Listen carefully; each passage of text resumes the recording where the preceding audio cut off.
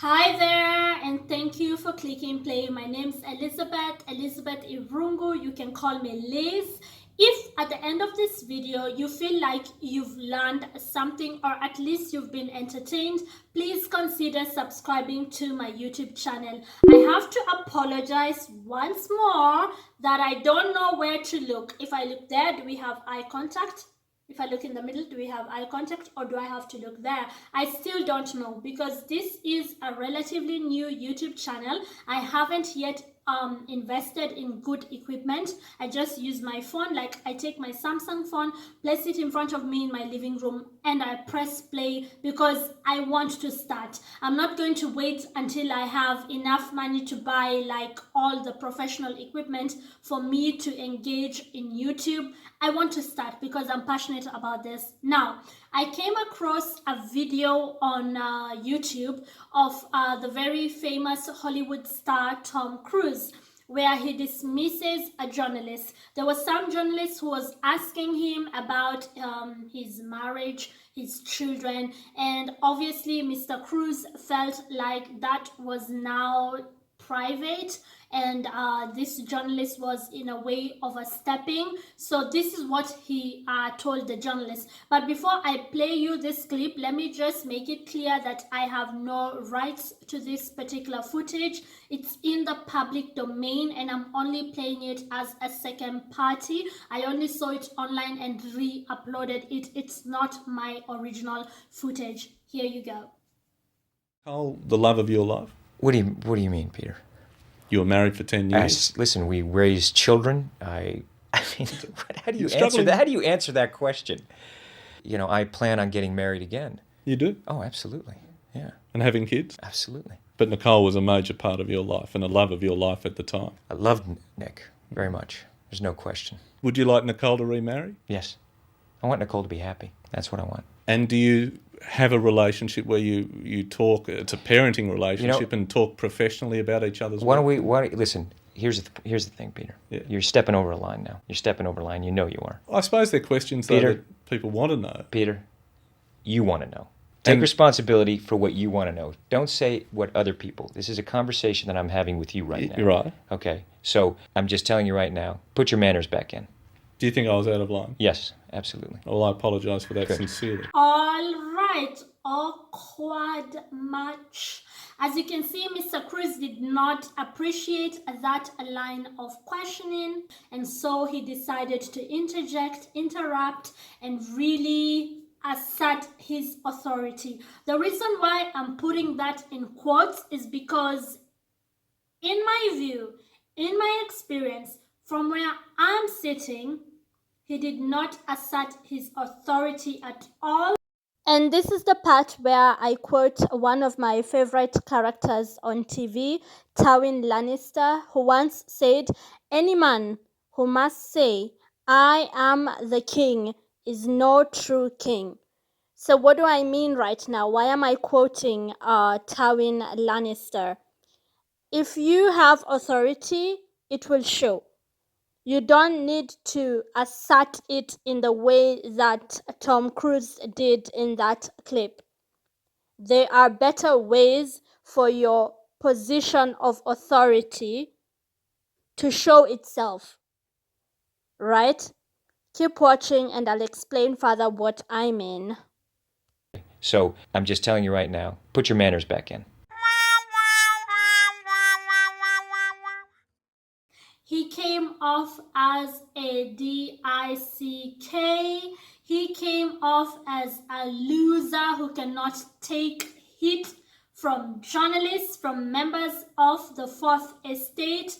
You are in the public eye, in the public sphere. We expect you to be a little bit stronger than that, built with a little bit more thick skin, because I know for someone to reach A-list status in Hollywood, They're really good at what they do, and therefore they've had a lot of experiences, not only on set, but in life generally. Because you see all these talent scouts, you see all these people moving to LA trying to make it big, or to New York trying to find an agency to represent them. It takes some balls, some guts. Like, you've had stories of people who took 20 years of their life just to be an overnight success. It did not happen overnight. They say it during their speeches when they're winning an Oscar or a Grammy. They're like, 20 years of my life looks like overnight success. I've been grinding, I've been out there trying to chase that dream. So when you look at someone like Mr. Cruz, who made it to the A list, not the B list, not the C list, not the D list, and all others, the A list, he is not new to the rodeo. You know, like, this is not his first time at the rodeo. You expect a little bit more of a tough skin. So when you watch this, from the outside looking in, you're like, okay, Softy, that's all it took. Like, one little journalist asking you a few questions, that's it, and you break. Ha! One little journalist with like a nice Aussie accent, that's it, you know. From the outside looking in, of course, day-to-day people, we get it. Who wants to talk about their ex-wife? Who wants to talk about their children like this? Like, we get it. He's a human being at the end of the day. But if you look at the machinery behind him that makes his public persona, if you look at it from a PR standpoint, it's like, you're still a softie. You haven't yet developed a thick skin, because that's the world we live in. That's just a reality. That's the world. Like, there's a price to pay for everything. There's a price to pay for fame, that paparazzis will run after you. They will hunt you down.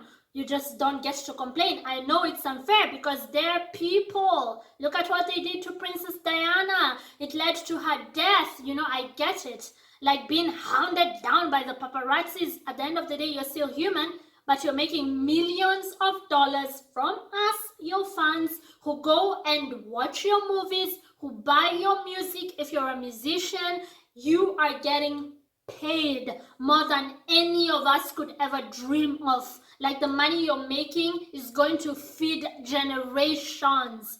That is how serious your career is as far as monetary value goes. You're getting famous. I mean, let's face it, who does not want VIP treatment every single place you go? Like, your name alone is enough to make room for you every single place. It doesn't matter if the place was full, sold out. The minute they hear that it's Naomi Campbell, it's Rihanna, they're gonna make room somehow. You don't get to complain like the rest of us. That's just the world we live in. I know it sounds unfair, it sounds tough, because at the end of the day, they're just people. I know. But if you look at the benefits, it's like, next.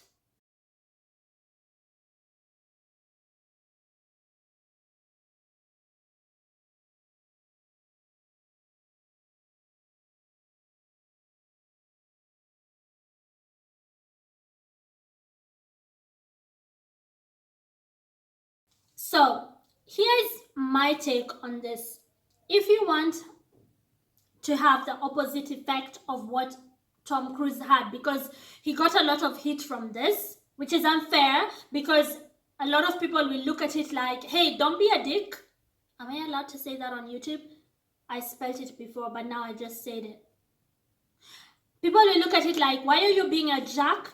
This reporter is simply doing their job. Answer the question or don't. But don't try to like put him down, because people are always for the little guy, for the underdog. People are looking at the reporter like, oh, poor you. Why did Mr. Cruz talk to you like that? He's the big A-list Hollywood celebrity. He's the little guy trying to make it, right? And people are always going to like stick with the little guy. It doesn't matter if the little guy is right or wrong. In this case, he's kinda invading Mr. Cruz's privacy, but again, you don't get to complain when you're making millions of dollars and you're famous and everywhere you go, they roll out the red carpet.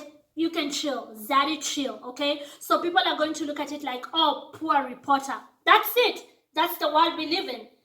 You have to realize that when you're a big star, people are always going to look at the other person like, oh, poor little person, this big, bad, rich celebrity was picking on you. Doesn't matter if they were or they were not. And that's why we have PR companies to train you, to teach you this stuff. So in this case, for Tom Cruise, so if I have the guts to sit here and call Mr. Cruz an idiot, which I think he is, as far as this interview goes, okay? I know, people love to worship money and they're like, oh, there's no way someone who's rich can be an idiot. That's how the world thinks, right? The world thinks that two things. If you're highly educated or if you have a lot of money, there's no way you can be an idiot. Both lies. Some of the most educated people on this planet can turn out to be the most stupid people you ever come across. Ever come across a very stupid doctor, a very stupid architectural science engineer, a very stupid lawyer? It happens. All day, every day. I don't care what they're telling you because they're different facets of intelligence. They are book smart. They have intelligence from books. That doesn't make them overall intelligent. If you think that's a controversial thing to say, well, you're dumb too. Because being book smart doesn't necessarily make you intelligent. There are very many facets of intelligence. There's people who've never entered a classroom, but the amount of wisdom and life experiences they have can make the greatest doctor you know look like a basic person walking around town. I am telling you that, tested and proven. I am from Kenya, Nairobi, the hood, and I met people there who are so much smarter than people I have met where I currently live in Austria, in Europe, who have much more money than the people in the hood. But if I like compare the level of intelligence, I'm like, the difference between you two people is the lack of opportunity. That's it. If you are both given equal opportunities, story for another day. So my point in saying all this is that they are different forms of intelligence. There's people who are book smart, they're not necessarily street smart, and then there's wisdom. There's people who are very wise. They know they don't always have to be right, and so they like lose small battles so that they can win much bigger wars. Again, story for another day. So again, there's people who are highly intelligent as far as knowledge, book-based knowledge goes, but in the bigger scheme of things, they're actually idiots. And then, yeah, they qualify to be doctors. They can treat you and you will get better. Of course, they cure, they don't heal. Only God heals. You can be cured and not yet healed. And there's people who can fly a plane. Doesn't necessarily mean that their reasoning as far as life goes is the correct one. They end up depressed, taking meds, and everybody's like, but you're a pilot. How come you're depressed? How come you... Their view of the world is just, you know, skewed. And again, those are just related topics, but not topics for today. You can be the biggest star in the world, you make all the money in the world, but you're still an idiot. And I strongly think, not only based on this clip, but other things where Tom Cruise is concerned, I strongly feel like the guy is an idiot. I've watched his interviews, I have known his relationship with Scientology and that whole weird organization, and details from his past marriage, and just like how he handles people, how he reasons, how he is on set. I've read a couple of things, certain testaments and witness you know, just statements, people saying things, and I'm like, I think this guy is not the smartest one in the room. He thinks he is. As a matter of fact, that whole Scientologist, you can go look into it, that whole thing makes me think that there's some Kanye West in there, some God factor, I am God, I am immortal kind of thinking, which might lean towards mental illness. I don't know. I don't have a degree in psychology, so I'm not going to call it, but something is terribly wrong with this man, Mr. Cruz. But that's not the topic of the day. The topic of the day is in relation to this particular video that convinces me that, yep, he's an idiot. Was Nicole the love of your life? What do you mean, Peter? So if I'm going to sit here and call him an idiot, if I'm going to sit here and confidently call him an idiot, I better have the justification for it. I better tell you how I would have handled that situation differently. If I think he's so dumb, how would I have handled it differently? Here's the thing. Again, a Kenyan from the hood, lots of life experiences. I pulled myself out of situations that were impossible. A lot of people who went through similar situations ended up taking their own lives. Like, there's so many things I've seen in my life that I believe physically I'm 34 years old, but mentally I'm at least 65. So if I'm going to sit here and say, okay, that guy is not the smartest one in the room, I have to then, it's only fair that I say, okay, so how would I have handled it any differently? And this is how. You don't, obviously the reporter was out of line. Nobody's disagreeing with it. We are disagreeing with how Mr. Cruz handled it. The reporter should have just, asked one or two questions and, very general, respectful questions and left it at that. But he kept on pressing and trying to be sensational and all that. And obviously Mr. Cruz was not having it. How would I have handled it differently? Here's how. You don't tell a grown man or a grown woman what to do and what not to do if you want them to still view you in some sort of decent, respectable way. Tom Cruise doesn't get to tell this man, who is obviously a grown man, an adult, that you are going to put your manners back in, or whatever he said. You're not talking to a toddler. You don't talk to adults that way. By doing so, you immediately lose their respect, or at least if they liked you, you lose that already. If they were willing to give you a chance, you lose that. Who are you to tell that reporter how to conduct himself, how to talk? You don't do that. How you do it is by telling the reporter what you will do.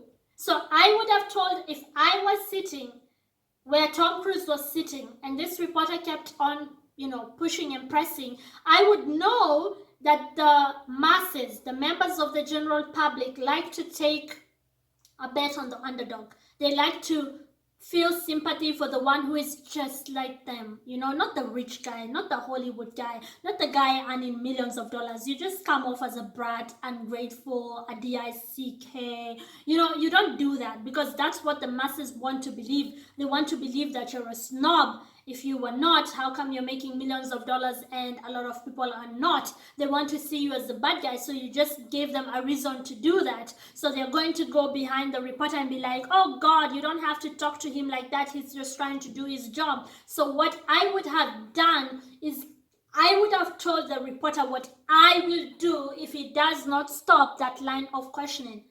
Not dictating to him what he should do, that put your manners back in. You just come off as a DICK, you idiot. Don't tell him that. Tell him this. Mari, I don't know if his name was Mari. I don't know. I just came up with that name. Mari, listen to me. I appreciate that you're only trying to do your job.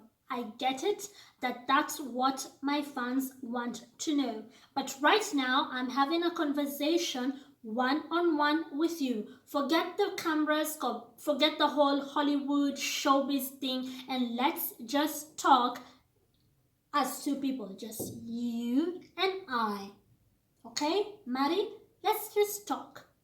I feel really uncomfortable with sharing such details about my children, about my ex-wife. It really makes me feel uncomfortable.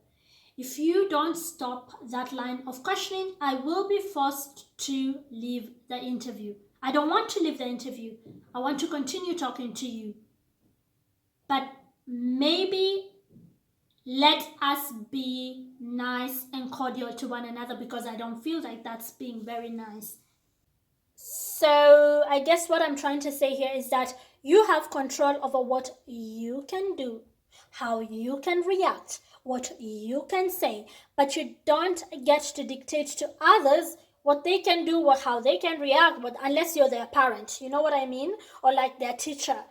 And even then, it doesn't guarantee you that they will follow your instructions or demands. So this is the very reason why Tom Cruise got the responses which he got, because he did not handle the situation like he's the bigger person. He made himself look like a bully.